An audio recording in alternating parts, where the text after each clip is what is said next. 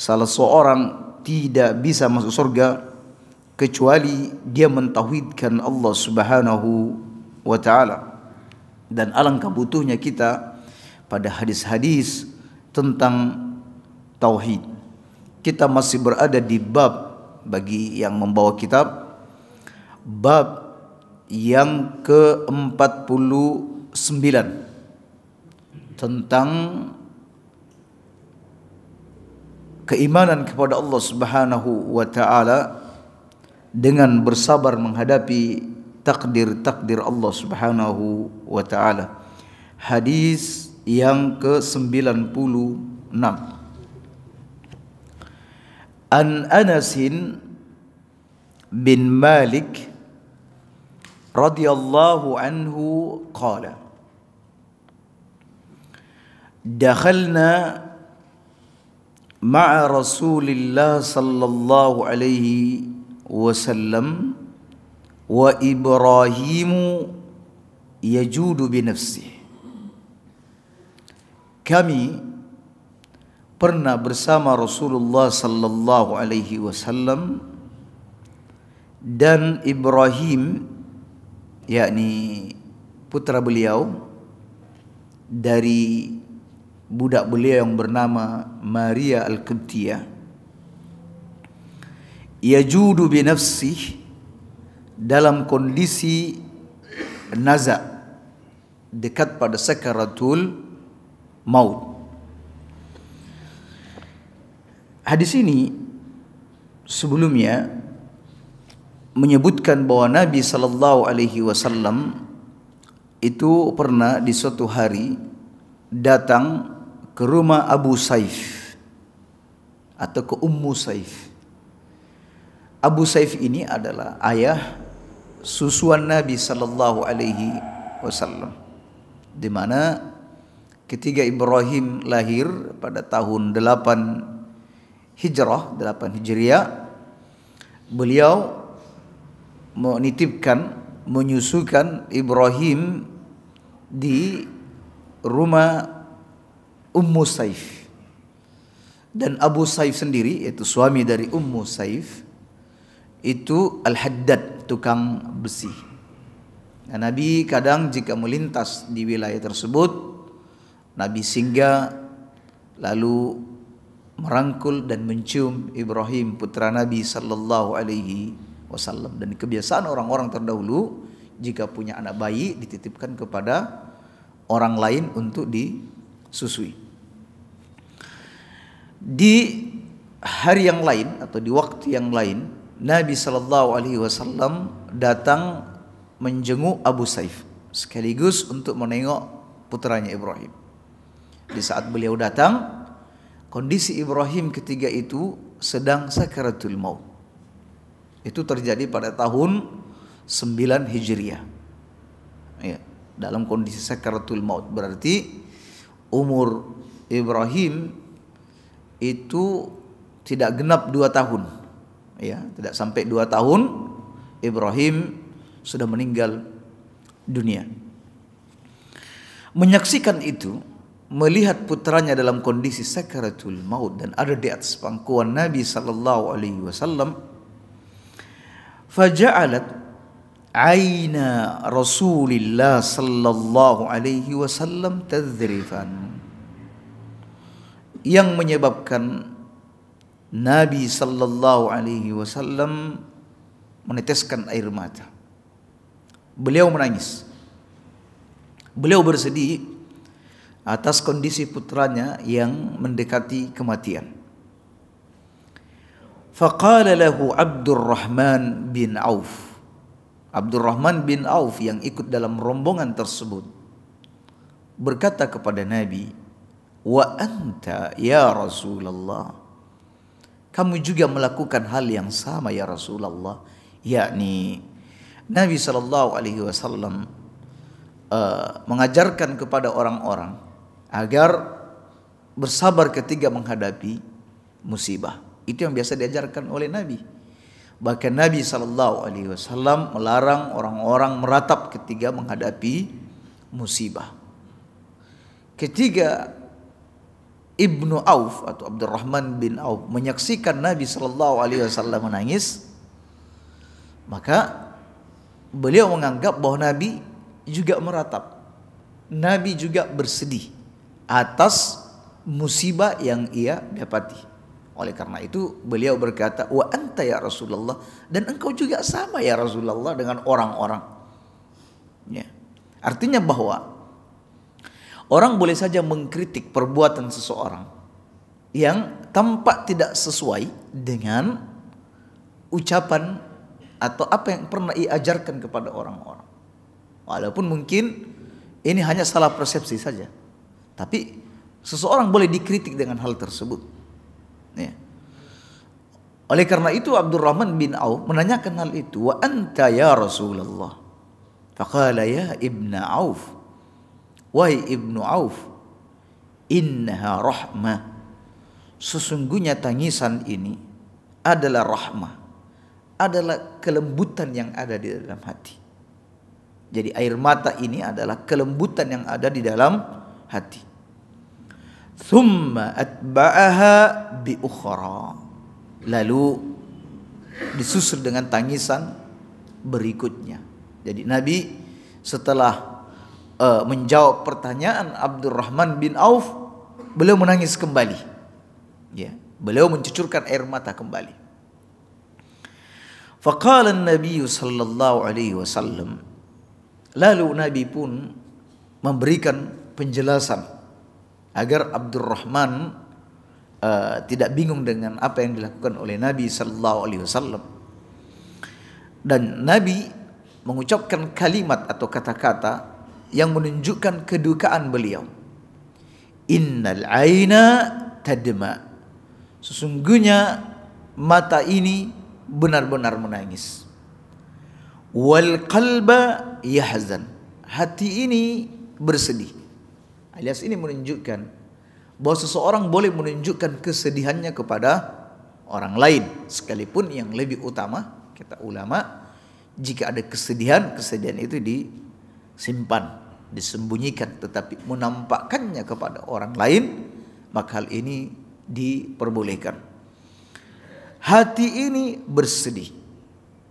Wala naqulu illa ma yurdi rabbana, tetapi kami tidak akan mengucapkan kecuali apa yang diridhai oleh Tuhan kami. Yakni ketika ada musibah, kita mengucapkan kalimat-kalimat yang diridhai oleh Allah dengan ucapan alhamdulillah, inna lillahi wa inna ilaihi rajiun, dan kalimat-kalimat yang semakna. Jadi kita tidak mengucapkan kecuali apa yang diridhai oleh Allah. Wa inna bi firaqika ya Ibrahim lamahzunun, sesungguhnya berpisah denganmu wahai Ibrahim, wahai putraku, benar-benar menyedihkan. Ya. Alias kaum muslimin, bahwa tangisan ini merupakan fitrah atau bawaan manusia, yang mana seseorang tidak berdosa dengan itu. Tetapi tangisan ini bisa berubah menjadi azab apabila dia melebihi kadar dari tangisan yang biasa dilakukan oleh manusia, yang disebut dengan ratapan. Itu yang tidak diperbolehkan. Adapun hanya sekedar menangis untuk menunjukkan kesedihan, maka ini tidak masuk atau tidak tergolong daripada membenci apa yang ditakdirkan oleh Allah Subhanahu wa taala. Tetapi sekali lagi, itu hanyalah bawaan insting manusia. Ketika ia mendapatkan musibah, maka dia bersedih dengan hal itu. Bahkan dengan orang kafir sekalipun, ketika Abu Talib meninggal dunia, Nabi bersedih.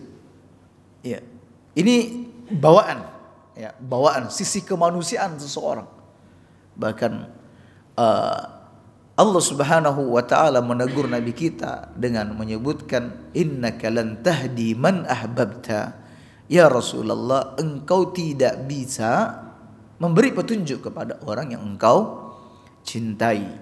Ya, jadi Nabi bersedih atas kematian tersebut, dan ditambah lagi bahwa Nabi SAW tidak berhasil memasukkan Abu Thalib ke dalam Islam. Jadi kesimpulannya kaum muslimin bahwa kita wajib bersabar atas takdir Allah yang berlaku kepada kita. Ketiga, takdir buruk itu menimpa kita lalu disambut dengan tangisan, tidak berarti bahwa itu keluar daripada menerima takdir Allah Subhanahu wa taala. Tetap ada dalam koridor menerima takdir Allah Subhanahu wa taala. Yang terlarang adalah ketika ucapan atau mulut ini mengucapkan hal-hal yang tidak diridhoi oleh Allah, serta tindakan atau perbuatan yang tidak diridhoi oleh Allah Subhanahu wa taala. Hadis yang terakhir terkait dengan bersabar menghadapi takdir Allah Subhanahu wa taala. An Abdullah bin Mas'ud, dari Abdullah bin Mas'ud, anin Nabi sallallahu alaihi wasallam qala, laisa minna, tidak termasuk dari golongan kami, man darbal hudud, bagi orang yang menampar pipinya di saat dia mendapatkan musibah. Ya, ini adalah aksi, ini adalah tindakan dari perbuatan orang-orang yang tidak ridha atas takdir Allah Subhanahu wa taala. Jadi ketika seseorang mendapatkan musibah lalu menampar-nampar pipinya atas musibah tersebut, ini bagian daripada menolak atau membenci takdir Allah Subhanahu wa taala. Yang kedua, wasyaqqal juyub, mengoyak-ngoyak pakaian saat mendapatkan musibah, dan ini biasa dilakukan oleh orang-orang jahiliyah. Dan yang ketiga, wada'a bida'wal jahiliyah, yaitu orang yang menyeru dengan seruan jahiliyah ketika mendapatkan musibah. Di mana orang-orang jahiliyah ketika mendapatkan musibah maka keluar ucapan-ucapan yang tidak baik dari mulut mereka, atau ungkapan-ungkapan yang berlebihan, semisal ya wail, ya thabur, ini tentang kebinasaan, aduhai celaka, aduhai binasalah aku. Atau dia berkata sebagaimana yang diungkapkan orang-orang jahiliyah, ya jabalah, wahai tulang punggungku yang telah pergi, engkau wahai satu-satunya penolongku, engkau satu-satunya tuanku, engkau ya adudah, wahai tempat sandaran kami, wa kasibah, wahai orang yang mencarikan rezeki untuk kami, ya, satu-satunya orang yang mencarikan rezeki untuk kami. Dan ungkapan-ungkapan yang lain yang semisal, yang seolah-olah, ya, yang seolah-olah keberadaan orang yang meninggal dunia ini adalah merupakan sandaran hidup dia, alias ketika dia tidak ada, seolah-olah dunia ini juga sudah tidak berarti, sudah tidak ada lagi yang bisa dijadikan sebagai sandaran. Sampai disebutkan dalam riwayat yang lain, ketiga orang yang hidup berkata, ya adudah, ya jabalah, ya kasibah, wahai engkau yang menjadi sandaranku, yang menjadi tulang punggungku, dan seterusnya. Maka malaikat akan bertanya kepada si mayit, apakah betul engkau adalah orang yang memberikan rezeki? Apakah betul engkau yang menjadi sandaran hidup? Apakah betul seperti ini dan seperti itu? Oleh karena itu kaum muslimin, disebutkan dalam hadis bahwa mayit itu disiksa disebabkan karena tangisan keluarganya, karena ratapan keluarganya. Dalam arti apa? Dalam arti Ketiga, tradisi, ya, tradisi-tradisi seperti ini, ya, sanjungan-sanjungan yang berlebihan seperti ini biasa terjadi di tengah masyarakat, bahkan di tengah keluarga. Namun ia tidak pernah memberikan peringatan kepada keluarganya tentang ketidakbolehan, tentang keharaman ratapan, maka dia akan mendapatkan siksa di dalam kuburnya. Apalagi kaum muslimin sampai mewasiatkan bahwa ketika aku mati nanti, maka ratapi aku agar aku mendapat kedudukan dan orang-orang tahu tentang kedudukanku di tengah masyarakat. Dan ini betul-betul terjadi kaum muslimin, sebagaimana yang kami sampaikan di banyak kesempatan, bahwa di sebagian orang-orang Arab ketika meninggal dunia, keluarganya menyewa para tukang ratap, ya, menyewa para tukang ratap. Terserah, bisa nyewa 1 truk, 2 truk, 3 truk, dan nanti mereka menggunakan pakaian seragam hitam-hitam, ya. Dan tugas mereka nanti saat turun dari truk tersebut masuk di rumah duka, mereka semua harus menangis, ya, dari gerbang di halaman rumah sampai di dekat mayit mereka akan menangis. Dan saat mengiring jenazah mereka pun melakukan hal yang sama, sehingga ada kesan orang-orang yang melintas atau siapapun yang lewat, ada kesan bahwa si mayit ini memang benar-benar orang baik, sehingga orang-orang merasa kehilangan si mayit tersebut. Nah, demikian kaum muslimin. Jadi seruan-seruan jahiliyah yang pernah dilakukan oleh orang-orang terdahulu di masa jahiliyah juga masih dilakukan oleh sebagian kaum muslimin. Bahkan kami kadang menyaksikan pada acara kematian orang-orang meninggal dunia, itu kami lihat kerabatnya menangis histeris, lebih dari sekedar hanya tangisan biasa. Kalau hanya sekedar tangisan biasa mengungkapkan kesedihan, boleh-boleh saja. Tapi melebihi dari itu kaum muslimin, maka hal itu tidak diperbolehkan. Bab yang ke-50. Babun ma jaa fir riya. Bab hadis-hadis tentang riya. Wal iyadzubillah.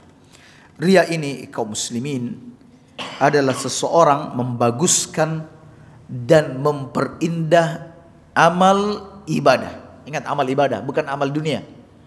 Amal ibadah agar orang-orang yang melihatnya memberikan sanjungan atas perbuatan yang ia lakukan. Ini riya. Kaum muslimin, riya ini persoalan hati. Dan hampir-hampir tidak ada orang yang bisa lepas dari perbuatan riya ini. Oleh karena itu, tidak ada hal yang mesti kita minta kepada Allah Subhanahu wa taala dalam doa-doa kita. Di antaranya adalah kita dijauhkan dari perbuatan riya. Di sini ada beberapa hadis tentang hadis-hadis riya. Di antaranya kaum muslimin, dari Abu Hurairah qala Rasulullah sallallahu alaihi wasallam, qala Allah tabarak wa ta'ala, ana aghna syuraka anis syirki. Aku adalah zat yang tidak butuh pada sekutu. Saya adalah zat yang tidak butuh pada sekutu dari kesyirikan yang dilakukan oleh orang-orang. Ya, alias bahwa ini celaan kepada orang yang melakukan syirik besar, begitu juga dengan syirik kecil. Allah tidak butuh dengan sekutu. Allah tidak butuh istri, tidak butuh anak, tidak butuh penolong, dan tidak butuh apapun. Ya, di sini Allah mengumumkan ketidakbutuhan Allah kepada makhluk. Allah mengumumkan kepada kita bahwa Allah tidak membutuhkan sekutu sedikit pun. Ya.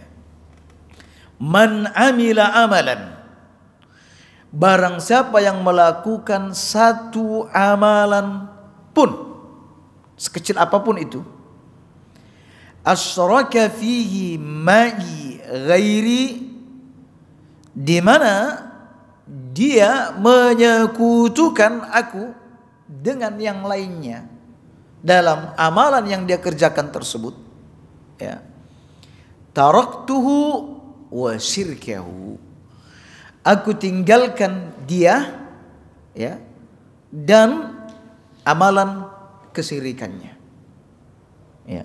Jadi syirkahu ini bisa bermakna dua, aku tinggalkan dia dan orang yang dia riak kepadanya, atau bisa bermakna aku tinggalkan dia dan amalan kesyirikannya. Dan pendapat yang benar, aku tinggalkan dia dan amalan kesyirikannya. Artinya apa kaum muslimin? Allah Subhanahu wa taala tidak memberikan balasan kebaikan atas perbuatan yang dia lakukan, yang diharapkan pahalanya. Allah Subhanahu wa taala meninggalkan orang ini dan amalan yang ia perbuat yang mengandung kesyirikan. Wal iyadu billah kaum muslimin, jika sampai amal-amal kita ini terkotori dan tercampuri dengan riya. Karena apa? Sebesar apapun amal dan sekecil apapun amal itu, jika dia kemasukan unsur riya, maka Allah Subhanahu wa taala tidak akan menerimanya. Maka kita akan mendapatkan penjelasan berdasarkan hadis-hadis berikut di bawah ini. Dari Abu Sa'id Al-Khudri, qala kharaja alaina Rasulullah sallallahu alaihi wasallam, Nabi pernah keluar menemui kami, ya, dari rumah masuk ke masjid. Wa nahnu natadzakarul Masih ad-Dajjal, sedang kami sedang membahas tentang Al-Masih ad-Dajjal. Kaum muslimin, para sahabat masih saja membincangkan dan mengkhawatirkan Dajjal, padahal, ya, Dajjal ini tidak akan bisa memberikan mudarat selagi Nabi sallallahu alaihi wasallam hidup di tengah-tengah mereka, dan Nabi ketika itu masih hidup. Tetapi para sahabat begitu antusias membahas tentang Dajjal. Dan tentunya kaum muslimin, kita harus lebih besar perhatian kita terhadap Dajjal. Mengingat Dajjal ini menurut pendapat yang unggul, dia itu sudah ada. Dia terbelenggu di salah satu pulau, ya. Jadi Dajjal itu sudah ada dan dia terbelenggu di salah satu pulau, dan kelak belenggu ini akan lepas. Kita tidak tahu kapan. Tetapi para nabi-nabi terdahulu sebelum Rasulullah SAW, mereka hadir melainkan selalu mengingatkan umatnya tentang Dajjal. Apalagi setelah Rasulullah SAW tidak ada lagi nabi setelah itu. Nah, para sahabat bermuzakarah membincangkan tentang Dajjal. Kemudian Nabi keluar mendengar obrolan mereka. Kata Nabi, ala ukhbirukum bima huwa akhwafu alaikum indi minal Masih Dajjal. Maukah aku beritahukan kepada kalian tentang sesuatu yang lebih aku khawatirkan atas kalian dibanding Al-Masih Ad-Dajjal? Mau tidak aku beritahukan kalian yang lebih mengkhawatirkan bagiku atas kalian dibanding Dajjal? Qala qulna bala, mau ya Rasulullah. Faqala an-nabiy sallallahu alaihi wasallam, asyirkul khafi, yaitu syirik yang samar. Lalu Nabi menjelaskan apa itu syirik yang samar, sekaligus mendefinisikan apa itu riya. Walaupun hadis ini diperbincangkan oleh ulama, sebagian ulama mengatakan bahwa hadis ini tidak sahih, bahwa yang sahih hadis tentang riya yaitu hanya sampai mau aku kabarkan kepada kalian, sesungguhnya yang paling aku khawatirkan kepada kalian adalah syirik kecil, yaitu riya. Nah, namun redaksi ini ya dianggap baik atau hadisnya dianggap baik oleh sebagian ulama. Ya, termasuk pengarang ini beliau memberikan catatan kaki bahwa hadis ini diriwayatkan oleh Ibnu Majah, ya, Imam Ahmad, wa hassanahu Albani fi Sahih At-Targhib wa Tarhib, dan hadis ini dihasankan oleh Syekh Albani. Namun ada beberapa ulama yang mengatakan bahwa hadis ini adalah dhaif. Namun kaum muslimin pakar seperti Syekh Albani menganggap hadis ini hasan, baik. Jadi kita sebutlah hadis ini hasan. Dan ini sekaligus menyebutkan tentang definisi daripada riya itu. Apa kata Nabi? Ayyakumar rajulu yusalli, yaitu seseorang berdiri mengerjakan salat atau ibadah-ibadah yang semisalnya. Seseorang berdiri mengerjakan salat. Fayuzayyinu salatahu, lalu dia memperindah salatnya, membagus-baguskan salatnya. Apa dorongan dia melakukan hal tersebut? Lima yara min nadhari rajulin, karena dia melihat ada orang yang memperhatikan salat yang ia lakukan. Lantaran dia melihat ada orang yang menyaksikan amal ibadah dia. Kaum muslimin, ini berarti saat proses. Ya, saat proses. Jadi bedakan ada orang yang melakukan amal, ya, dan mengunjuk-unjukkannya kepada orang saat proses amal. Ada lagi perbuatan yang dia sudah melakukannya, lalu diceritakan kepada orang lain tentang amal perbuatan yang dia lakukan. Ini ada hukum-hukum tersendiri yang dia dapatkan. Jadi intinya riya itu berdasarkan hadis ini adalah orang yang membagus-baguskan amal ketika disaksikan oleh orang lain dalam urusan ibadah. Di sini Nabi menyebutkan contoh sholat. Tetapi ini tidak hanya sebatas pada sholat, tetapi ini juga berlaku pada persoalan-persoalan ibadah yang lainnya. Jadi kaum muslimin, definisi daripada riya itu kita membaguskan amal ibadah kita karena disaksikan oleh orang lain, kaum muslimin. Lalu bagaimana jika perasaan ini muncul di dalam jiwa kita? Dan hampir-hampir saja manusia tidak lepas dari hal seperti ini. Pertama, kaum muslimin, jika ada orang yang memang motivasi awal ibadah dia dengan dasar riya agar dia disaksikan dan dilihat oleh orang lain melakukan ibadah, ya, memang atas dasar motivasinya itu, maka kita katakan amalan ini sudah pasti tidak sah. Baik dari awal ataupun akhir, amalnya sudah pasti tidak sah. Allah tidak akan menerimanya. Yang kedua, jika dia motivasi awalnya adalah ikhlas karena Allah, lalu di tengah ibadah dia kemasukan riya, masuk riya, maka hal ini kaum muslimin ada dua kondisi.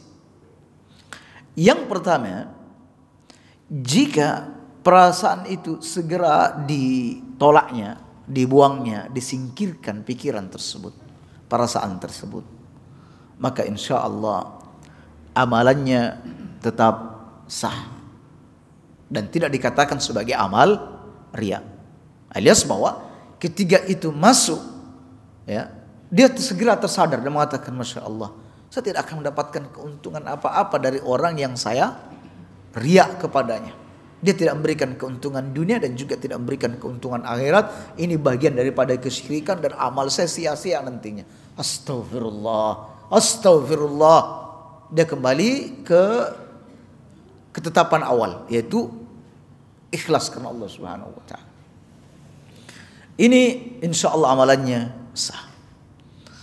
Ada kondisi yang kedua kaum muslimin, di mana dia tidak berupaya menghilangkan perasaan tersebut, tetap bercokol di dalam hatinya sampai selesai amal. Maka kaum muslimin, ini pun ada dua kondisi. Apabila amalan yang dia lakukan ini berhubung, ada kaitannya dengan amalan yang pertama, ya, apabila bagian akhir ini ada kaitannya dengan bagian yang pertama, maka amalannya tidak sah. Tapi kalau amalan yang terakhir ini tidak tersambung dengan amalan yang pertama, maka yang pertama sah, amalan yang kedua tidak sah. Contoh misalnya, ini contoh. Ada orang bersedekah 100.000, ya, atau 50.000. Lalu melintas orang lain, kenalan dia atau atasan dia atau siapa saja, lalu dia ulang bersedekah lagi 100.000. Ya. Maka kaum muslimin, 50.000 yang tadi itu sudah dianggap sah, karena tidak ada kaitannya dengan amalan yang kedua. Begitu juga misalnya ada orang yang melakukan sholat tarawih, 2 rakaat pertama ikhlas, 2 rakaat berikutnya ikhlas, masuk ke rakaat yang ke-5 dan ke-6, ya, karena kebetulan dia satu soft dengan kenalan dia, ya, atasan dia, maka dia memperbagusi dan mengkhusuk-khusukkan sholatnya. Gerakannya diperlambat-lambat agar biar orang itu tahu bahwa saya sholatnya khusuk. Maka kaum muslimin, 4 rakaat yang pertama itu adalah sah, tetapi 2 rakaat berikutnya sudah tidak sah. Sebab orang ketiga sudah sholat 2 rakaat salam, ini sudah tidak ada sangkut pautnya dengan amalan berikutnya. Nah seperti itu. Tapi kalau ada kaitannya dengan amalan yang pertama, misal sholat isya, ikhlas di rakaat pertama, rakaat kedua ikhlas, rakaat ketiga ikhlas, tapi di rakaat keempatnya pas mau salam tidak ikhlas, muncul riaknya, lalu kemudian dia salam, maka ini tidak sah amalnya, baik di rakaat yang pertama maupun di rakaat yang terakhir. Demikian kaum muslimin tentang hadis riya, dan kita butuh untuk mendengarkan hadis-hadis seperti ini agar hadir rasa takut di hati kita, beramal didasari dengan perbuatan-perbuatan riya. Jika ada pertanyaan, maka kami persilakan untuk bertanya.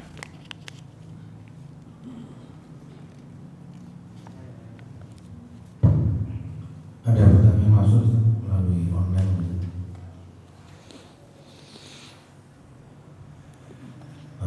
Apa betul Ustaz dari saudara Kusnadi Ustaz?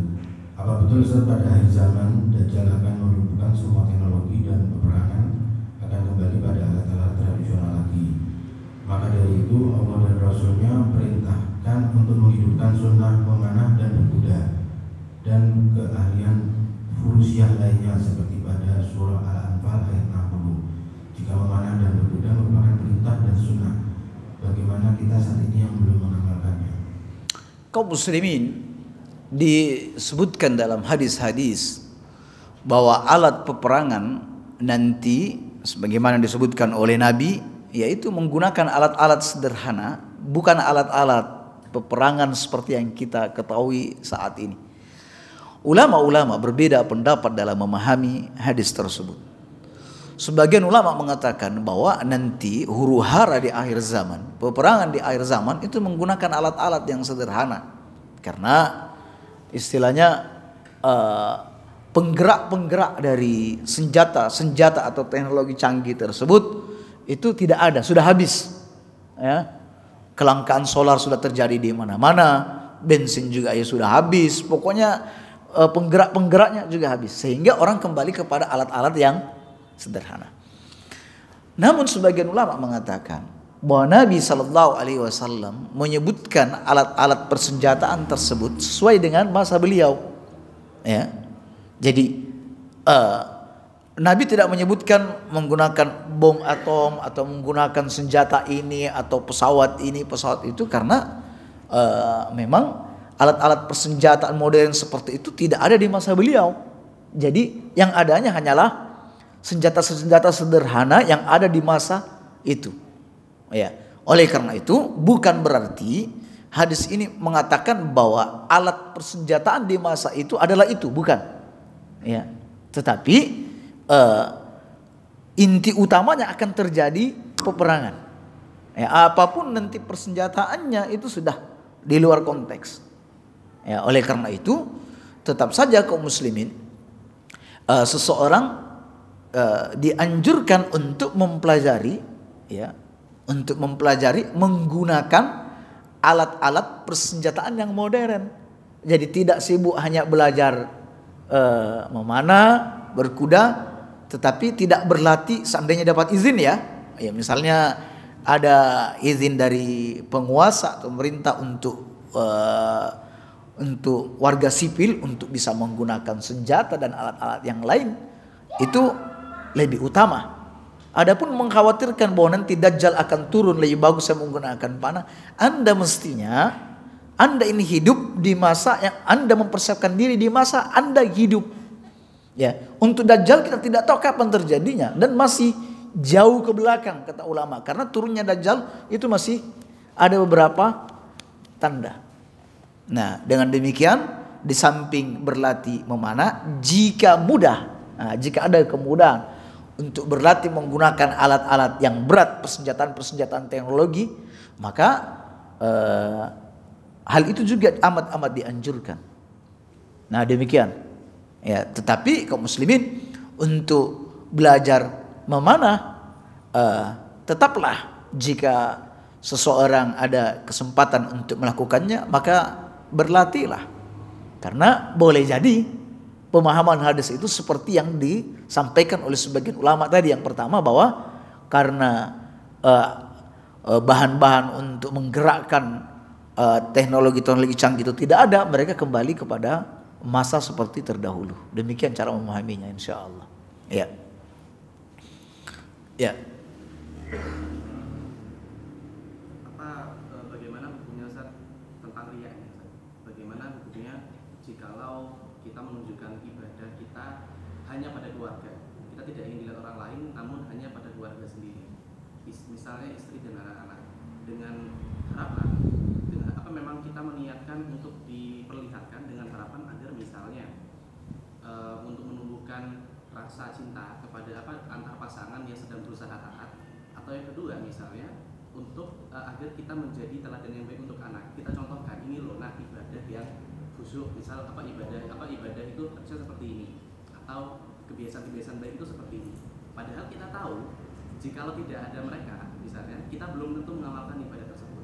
Tapi karena ada mereka, kita ada niat-niat seperti itu. Tapi pada dasarnya ujung-ujungnya juga ya karena Allah juga, karena kita ingin menjadi keluarga, karena kita ingin misal keharmonisan itu dibangun, ditumbuhkan seperti itu. Bagaimana hukumnya niat tersebut? Apakah jatuh pada riya dan syirik kecil atau bagaimana?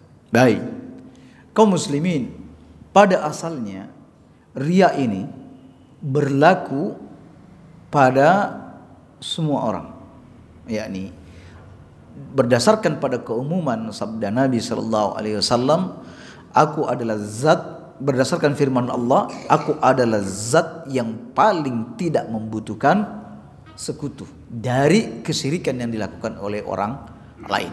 Alias bahwa siapa yang melakukan satu amalan yang di dalamnya mengandung kesyirikan alias riya, baik itu orang yang terjauh atau orang yang terdekat, dari kerabat jauh dan kerabat dekat, bahkan keluarga kita sendiri, maka aturan ini berlaku, alias hal ini tidak diperbolehkan. Yang kedua, tetapi jika motivasi yang dilakukan seperti yang ditanyakan oleh penanya, untuk menumbuhkan atau untuk memotivasi atau menunjukkan amalan yang benar kepada orang lain, maka kaum muslimin selagi bukan untuk mencari muka, ya, mencari muka, untuk mencari pujian dan sanjungan dari orang terdekat kita, walaupun itu anak, walaupun itu istri, maka ini tidak masuk dari kategori riya. Karena Nabi sallallahu alaihi wasallam kadang menunjukkan perbuatan-perbuatan tersebut untuk disaksikan oleh para sahabatnya. Semisal Nabi sallallahu alaihi wasallam setelah sholat asar beliau sengaja sholat di rumah, ya.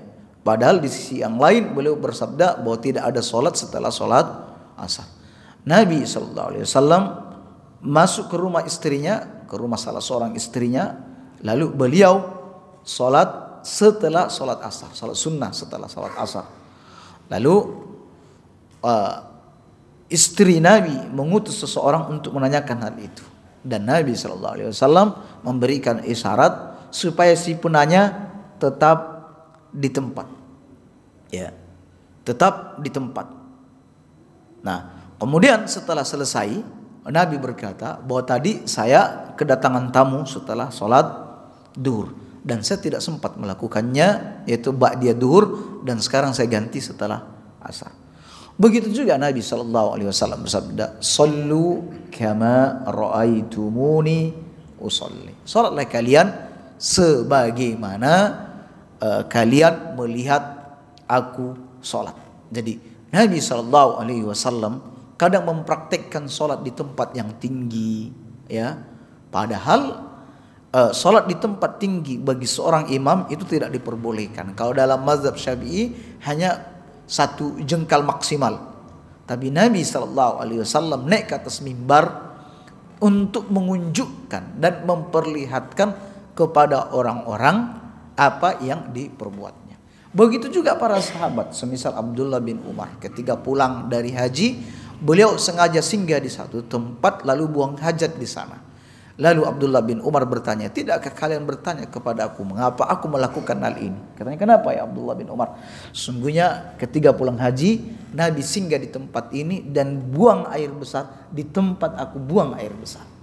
Alias sengaja diunjuk-unjukkan, ya. Tidak ada maksud riya, tetapi hendak mengajarkan seseorang tentang hal tersebut. Kemudian jika seandainya anak tidak ada, dia tidak melakukannya. Tapi ketika anak ada, dia melakukannya. Yaitu tadi karena motivasinya, dorongannya untuk mengajarkan anak. Ya, hal ini boleh-boleh saja. Ya. Apalagi amalan-amalan ini sifatnya sunnah, bukan amalan wajib. Bisa dikerjakan, bisa tidak dikerjakan. Ya, ketika dikerjakan ini memotivasi anak dan istri untuk melakukan perbuatan yang sama. Jadi kaum muslimin, ada 2 orang yang melakukan amal, satu menampakkannya dan satu tidak menampakkannya. Boleh jadi yang tidak menampakkannya ini boleh jadi masuk dalam kategori riya karena dia membagus-baguskannya. Sementara yang satu menampakkannya dan menceritakan kepada orang lain, tetapi dia tidak masuk dalam kategori riya, tetapi dia hanya sekedar ingin memberikan motivasi kepada orang-orang. Tapi kaum muslimin, hati-hati dengan talbisul iblis, jeratan-jeratan iblis. Kadang atas nama memotivasi orang lain, tapi padahal sebenarnya itu adalah riya yang dilakukannya kepada orang-orang. Demikian. Baik, kita cukupkan sampai di situ. Mudah-mudahan hadis-hadis tauhid ini bisa senantiasa kita ikuti, sehingga kajian-kajian atau hadis-hadis tentang tauhid kita bisa dapatkan secara utuh. Demikian, subhanakallahumma bihamdik, la ilaha illa anta astaghfiruka wa atubu ilaik. Assalamualaikum warahmatullahi wabarakatuh.